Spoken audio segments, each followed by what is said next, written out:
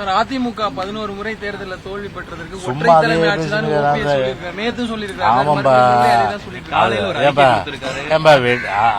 அதாவது ஒரு விஷயம் தெரிஞ்சுக்க தம்பி, நாணயத்துடைய இரு பக்கம் எது தேர்தல் வெற்றி தோல்வி.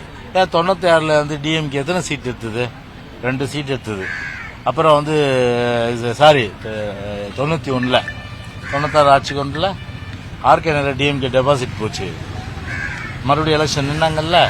அதுக்கப்புறம் வந்து இது 2001 தோத்தாங்க, 2006 2011 தோத்தாங்க, 2016 தோத்தாங்க. புரட்சி தலைவர் காலத்தில் 11 வருஷம் வனவாசத்துக்கு அனுப்பிச்சு விட்டாரு.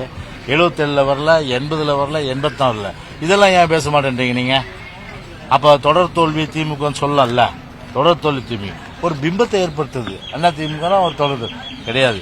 2026 தேர்தல் பாருங்க, ஒரு மகத்தான வெற்றி நிச்சயமா நாங்கள் பெற்று மீண்டும் அம்மாவுடைய அரசு தலைமையில் நிச்சயமா அமையும்.